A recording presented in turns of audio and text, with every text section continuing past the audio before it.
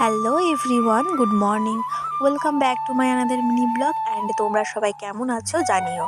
তো অনেক দিনকাল বছর পরে আমি আবার নিজের ভয়েস দিয়ে মিনি ব্লগ স্টার্ট করছি, আর আশা রাখছি এরপরে এই মিনি ব্লগটা কন্টিনিউ করার চেষ্টা করব।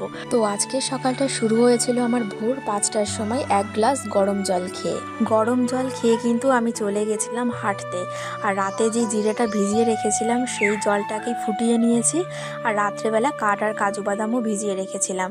সেটাই খেয়ে আমি চলে গেছিলাম স্নান করতে। আর স্নান করে এসে আমি কিন্তু ঠাকুর পুজো সেরে নিয়েছি। পুজো দেওয়া শেষ করে আমি চলে গেছিলাম ঘরে, আর আমার কিছু কাজ বাকি ছিল সেগুলোই দেখো আমি একের পর এক করে নিচ্ছি।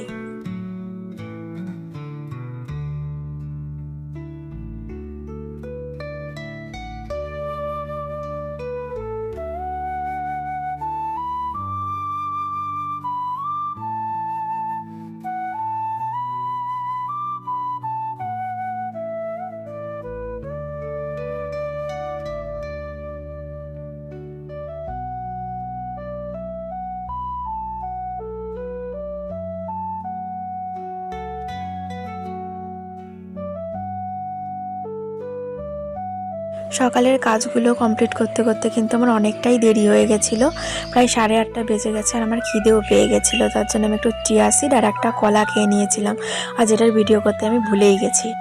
সকালে সমস্ত কাজ কমপ্লিট করার পর আমি একটু ঘুমিয়ে পড়েছিলাম, কারণ আজকে অনেক তাড়াতাড়ি ওঠা হয়েছে সকালবেলায়। তাই ঘুম থেকে উঠে আমার খিদে পেয়ে গেছিলো। আর দেখো ভাত নিয়েও চলে এসেছি। আর আজকের মেনুতে ছিল লাউ দিয়ে মাছের তরকারি, ডাল দিয়ে পাট শাকের তরকারি, আর হচ্ছে উচ্ছে।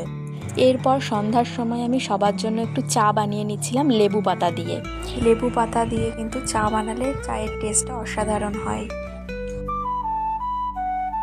রাত্রেবেলায় বাড়িতে কেউই ভাত খায় না, আমাদের সবাই রুটিই খাই।